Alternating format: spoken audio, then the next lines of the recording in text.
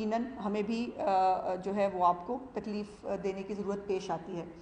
सबसे पहले मैं चूँकि मैं इमरान खान की तरह सेंसलेस और इनसेंसिटिव नहीं हूँ, मैं सबसे पहले जितने भी तैयारा हादसे के जो मुतासरीन और शुहदा हैं उनको उनके लिए दुआए मग़फ़िरत करती हूँ। जो कोरोना से कल 97 लोग पाकिस्तान के अंदर लुक़मा अजल बने हैं, उनके लिए ताज़ियत का इजहार करती हूँ और साथ में उनकी फ़ैमिलीज़ के साथ जो है वो इजहार हमदर्दी इसलिए करती हूँ क्योंकि हुकूमत जो है वो उनको उनके हाल पे छोड़ चुकी है और हुकूमत का बार बार कोरोना और आवाम के बीच में आने का कोई इरादा नहीं है। इसका इरादे का इजहार वो कई दफ़ा कर चुके हैं और वो जो है इमरान खान साहब बज़िद हैं।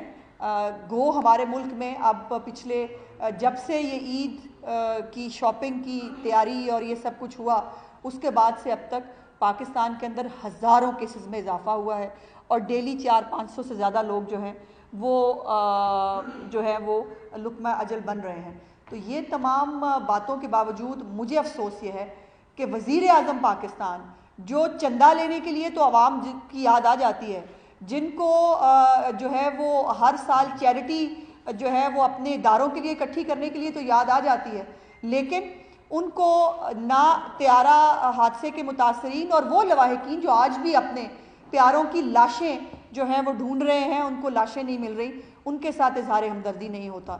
आज तक इमरान खान साहब ने इतनी मीडिया ब्रीफिंग्स की हैं, क्या किसी भी दिन इमरान खान ने कोरोना से मुतासरीन जो लोग हैं या जो फौत हुए हैं किसी एक के लिए भी इजहार ताज़ियत किया है, किसी एक के साथ इजहार हमदर्दी किया है?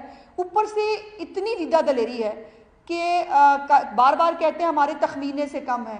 ओ भाई खुदा का वास्ता मुझे बता दो तुम्हारा तखमीना आखिर कितनी लाशों से पूरा होगा, कितनी लाशें पाकिस्तानियों की उठ जाएंगी तो तुम्हारा तखमीना पूरा होगा? ये कहते हुए आपके दिल को कुछ नहीं होता। आप किस तरह के वज़ीर आज़म हैं? आप तो वज़ीर आज़म बनने से पहले हज़रत उमर की मिसालें और फरहाद के ऊपर जो है वो कुत्ते की मिसालें देते नहीं थकते थे। आज क्या हुआ? आज आपको इंसान जो ये गाजर मूली नहीं है जो पाकिस्तानी जान से जा रहे हैं, वो आपकी नाकिस पॉलिसियों की वजह से जा रहे हैं, लेकिन आपको इसका कोई असर नहीं है और आपका एक तर्जुमान उठता है पर दूसरा तर्जुमान उठता है और वो उनको एक ही फोबिया है जिसका नाम है शरीफ फैमिली फोबिया। नवाज शरीफ साहब जो है वो चाय पी लें तब इनकी नींदें हराम हो जाती हैं, शहबाज शरीफ साहब जो है वो मीटिंग कर लें तब इनकी नींदें हराम हो जाती हैं। और सो मत सो अभी मुझे पता चला एक बदबूदार इंजन जो है उसने भी शेख रशीद जिसका नाम है, उसने भी आज बहुत कुछ जो है वो अपनी इखलाकी तरबियत और अपनी बातों के मुताबिक करने की कोशिश की। गुस्सा बहुत आता है, लेकिन प्रॉब्लम यह है कि इनके लेवल तक जाना बड़ा मुश्किल है। मेरी सिर्फ गुजारिश यह है कि शेख रशीद साहब बात करते हुए लाल हवेली और उसका बैकग्राउंड ज़रा याद कर लिया करें। उनको पता होना चाहिए जिस लाल हवेली पे वो बड़ा इतराते हैं वो किसकी मलकियत थी और उसके बारे में क्या क्या स्टोरियाँ मशहूर हैं। उन्होंने आज जो है वो अपोजिशन के किरदार उनको कहीं नज़र नहीं आ रहा और उनके मुताबिक जो है हमारी सियासत ख़त्म हो गई है, हमारी सियासत ख़त्म हो गई है। तो बार बार आपको तकलीफ़ क्यों होती है बात करने की? जब हम ख़त्म हो गए तो आपको तो ऐश करनी चाहिए, सब कुछ आपके पास है, आटा चीनी चोर आप अपनी बगल में छुपा के बैठे हैं। हमारी सियासत की आपको बड़ी फिक्र है। सियासत आज भी नवाज शरीफ की एक झलक और शहबाज शरीफ की किसी एक छोटी सी पॉलिटिकल एक्टिविटी से आपकी जान पे बनाती है। आप जो है वो आपको गशी के दौरे पड़ने लगते हैं। तो ये तो पहले अपनी खातिर जमा रखें। आप पहले भी मुशर्रफ के साथ मिलकर जो है वो सियासी लीडरों की सियासतें ख़त्म करने के दावे कर चुके हैं, लेकिन वो नहीं हुआ। दूसरी बात यह है कि मुझे समझ में नहीं आता कि ये जो वुज़रा कराम है इमरान खान की कैबिनेट के, कभी इनको शहबाज शरीफ जो है वो बाथरूम में नज़र आते हैं, कभी इनको जो है वो शहबाज शरीफ पिछले कमरे में नज़र आते हैं। मेरा सवाल यह है कि आप कहाँ होते हैं? अगर शहबाज शरीफ यहाँ पिछले कमरे में होते हैं या कहीं होते हैं तो फिर आप कहाँ होते हैं? ना करें गंदी बातें, ना करें घटिया बातें, उस पर ना उतरें कि हमें आपको आपके लेवल का जवाब देना पड़े। लेकिन एक गुजारिश मैं इनसे ज़रूर करना चाहती हूँ कि फयाज चौहान साहब जो इन्हीं की पार्टी के तर्जुमान हैं, उन्होंने शेख रशीद के बारे में बहुत कुछ कहा हुआ है, उनकी भी वो सरेआम मौजूद हैं, जिसके ऊपर फयाज चौहान के ऊपर बाय द वे टिकटें बेचने का इल्ज़ाम लगा था बल्दियाती इलेक्शन के अंदर, और शेख रशीद जो है उसके ऊपर फयाज चौहान ने बहुत सारे इल्ज़ामात लगाए। हम तो अभी अपनी बात ही नहीं कर रहे, पहले अपने गिरबान में झांकिए, आप खुद क्या हैं। दूसरों पे कीचड़ फेंक कर आप महात्मा नहीं बन सकते। आप जो हैं वो सारी दुनिया को पता है। अभी वो एक हमारे जापान के सदर भी हैं, वो भी आपको पार्लियामेंट के दरवाजे पे मिले थे कुछ अर्सा पहले, उनकी भी गाड़ी के पैसे देने थे आपने पता नहीं। आप तो खुद कहते हैं आप घर से खाना ही नहीं खाते। आपका तो आलम यह कि घर से खाना खाने के रवादार नहीं है, दूसरों का मेका और वो देखने की बजाय अपना देखिए। ना आपका मेका है, ना आपका ससुराल है, ना आपके कोई आगे है, ना आपके कोई पीछे है, और अल्लाह माफ़ी दे, इससे ज़्यादा बुरी बात कोई हो नहीं सकती। अब मैं एक दो चीज़ें आपके नोटिस में लाना चाहती हूँ। पहले तो कल शहबाज गिल साहब ने अपनी सियासी इखलाकी तरबियत का भरपूर मुजाहरा किया, और मुझे हैरत यह है कि आप लोगों को हैरत क्यों हुई। ये बदतमीज़ी, ये उनका तुर्रा इम्तियाज़ है। पहले ये है कि वो टॉक शोज़ के अंदर करते थे, और पता नहीं मुझे एंकर हजरात जो हैं उनकी बदतमीज़ी सुन भी लेते हैं, बर्दाश्त भी कर लेते हैं। मेरे साथ तो जहाँ जहाँ बैठे मैंने जवाब दिया, जैसा भी जैसा जाहिर है जो जैसी इनको बात करेंगे वैसा जवाब मिलेगा। लेकिन कल जो उन्होंने किया, अफसोस की बात यह है कि ये जो एहतसाब खुद से शुरू कराना था जिन लोगों ने, आज उनसे सवाल नहीं पूछा जा सकता। मेरा सवाल उनसे यह है कि जो सवाल सहाफ़ी ने किया, वो सवाल उनसे पूरी पाकिस्तानी कौम कर रही है कि क्या उन पर हरासमेंट के केसेस हुए। उसका जवाब हो सकता है, उसका जवाब हो सकता है नहीं। उसका वो जवाब नहीं था जो उन्होंने दिया। दूसरों की माओ बहनों बेटियों पर जाते हैं शहबाज गिल साहब, तो आपकी वालदा के बारे में भी लोग बहुत सारी बातें करते हैं, हम नहीं करना चाहते, हम नहीं कह रहे, लेकिन आपकी वालदा के बारे में भी, आपका जो गाँव है उसके बारे में हमें बहुत सारी डिटेल मिलते थे कि शायद आपके अंदर थोड़ी सी शर्म और वो बाकी होगी। लेकिन अगर आपको बहुत शौक है तौहीन करने का, तो फिर मैं समझती हूँ कि इससे ज़्यादा सख्त जवाब शहबाज गिल साहब को दिया जाना चाहिए था। कल उन सहाफ़ी की तरफ से उनकी हिम्मत और ज़र्फ़ को मेरा सलाम है जिन्होंने इतनी बड़ी बात सुनकर बर्दाश्त कर ली। अब एक मेरा सियासी सवाल है, और मैं समझती हूँ कि सियासी सवाल का सियासी जवाब मिलना चाहिए। ये मेरे पास नोटिफिकेशन मौजूद है शहबाज गिल साहब का, जिसके अंदर शहबाज गिल साहब को एजाज़ी हैसियत में मावन खसूसी बराए सियासी रवाबत, मज़े अल्लाह की शान यह है उस आदमी का किसी अपने घर से रवाबत नहीं है, वो सियासी रवाबत पैदा करेंगे, उसका सियासी रवाबत जो है उसका वो मावन खसूसी बने, और वो ऑनररी कैपेसिटी में है। शहबाज गिल साहब, मेरी इतलात के मुताबिक आप पंजाब हाउस में क़याम पजीर हैं। मुझे ये बताइए किस कैपेसिटी में। ऑनररी हैसियत का मतलब यह है, और सुप्रीम कोर्ट का फैसला मौजूद है, कि जो मावनीन खसूसी होते हैं वो किसी भी किस्म की जो प्रिविलेज है हुकूमत का वो नहीं ले सकते, इसीलिए उनको ऑनररी कैपेसिटी में अपॉइंट किया जाता है। आप पंजाब हाउस में किस कैपेसिटी में रह रहे हैं, आपका खर्चा कौन उठा रहा है, और आप कल भी जब पीआईडी के अंदर आए आप अपने साथ सरकारी गाड़ी में थे, आपके साथ सरकारी अमला था, आपके साथ सरकारी गार्ड्स थे। मैं पूछना चाहती हूँ कि ये नोटिफिकेशन जिसमें आपको ऑनररी कैपेसिटी में जो है वो बनाया गया था सियासी रवाबत के लिए मुआवन खसूसी, आपका खर्चा कौन उठा रहा है? ये सवाल मैंने पहले किया था, आज परमानेंट सवाल पूछ रही हूँ, इसका जवाब चाहिए। और ये दूसरों के साथ गलत गुफ्तगू करके आप उन सवालों से, आपको बहुत शौक है ना दूसरों का खाया पिया देखने का, दूसरों की माओ बहनों बेटियों में बातें करने का, तो कुछ जो सवालात आपके ऊपर जिनसी हरासगी के हवाले से लगे हैं उनका जवाबात आपको देने होंगे। इस तरह से बदतमीजी करके आप नहीं भाग पाएंगे। एक बात। दूसरी बात यह है कि जो चीनी का जो रिपोर्ट है इसके ऊपर बहुत जो हुकूमत बार बार क्रेडिट लेने की नाकाम कोशिश करती है, उसमें मैं शाहजेब खानज़ादा साहब की शुक्रगुजार हूँ। कल एक बड़ी इंटरेस्टिंग रिपोर्ट वो भी सामने लेके आए, जिसके ऊपर मैंने भी कुछ कोशिश की बाद में इन्वेस्टिगेट करने की, और वो इतनी बड़ी स्ट्रेंज चीज़ है।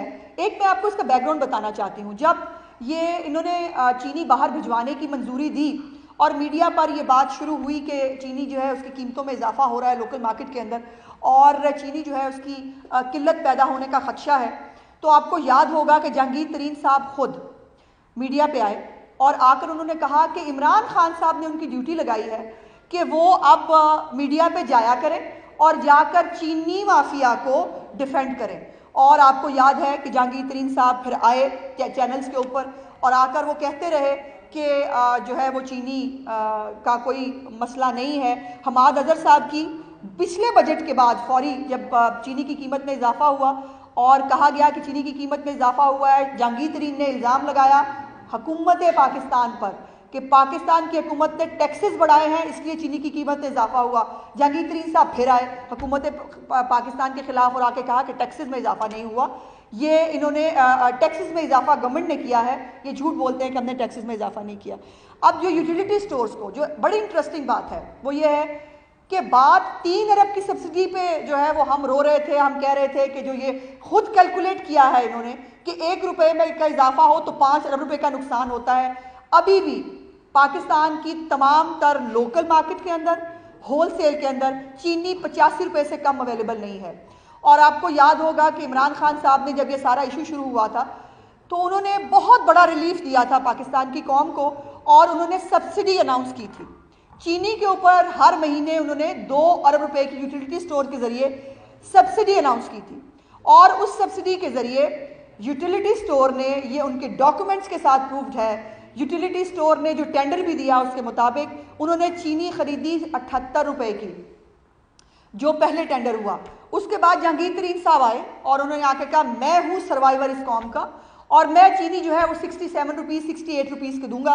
बाकी जो शुगर मिल के लोग थे इन सब ने 72 रुपए का टेंडर भरा, सब ने एक टेंडर मिल के 72 रुपए का भरा और वो सब्सिडी जो मेरे और आपके टैक्स की कीमत, टैक्स से जो है वो पैसों से इकट्ठी की गई थी, वो सब्सिडी फिर शुगर मिल मालिकान को दे दी गई।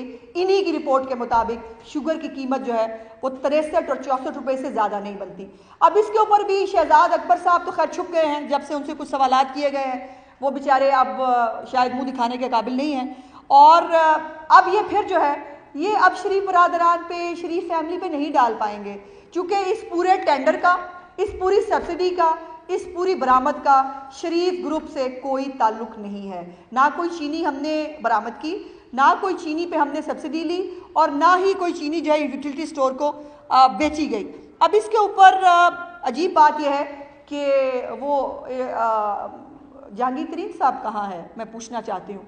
आपने तो कहा था कि बस ईद की छुट्टियां आ गई हैं, ईद के फौरन बाद पता नहीं क्या हो जाएगा। आज किसी एक कल्परेट को सजा नहीं दी गई है, सो मच सो कि हाशिम पोपलजई साहब जो शायद सेक्रेटरी थे उनको हटाया गया था इस चीनी की रिपोर्ट के बाद, उनको अब जो है वो पेपरा बोर्ड पे लगा दिया गया है। यानी पूरे पाकिस्तान की जितनी प्रोक्योरमेंट होगी, चूंकि उन्होंने शाबाश उनको मिली है चीनी पे जो उन्होंने डाका डाला उसको फैसिलिटेट किया, अब वो बैठकर पूरे पाकिस्तान की प्रोक्योरमेंट किया करेंगे। ये उनको इनाम मिला, जायज़ है। अगर खुसरो बख्तियार को पूरा एक डिवीजन जो है वो अलहदा करके अगर मिनिस्ट्री दी जा सकती है तो उनका भी हक है, उनको मिलनी चाहिए। और जहांगीर तरीन साहब जो हैं वो अपने बेटे के साथ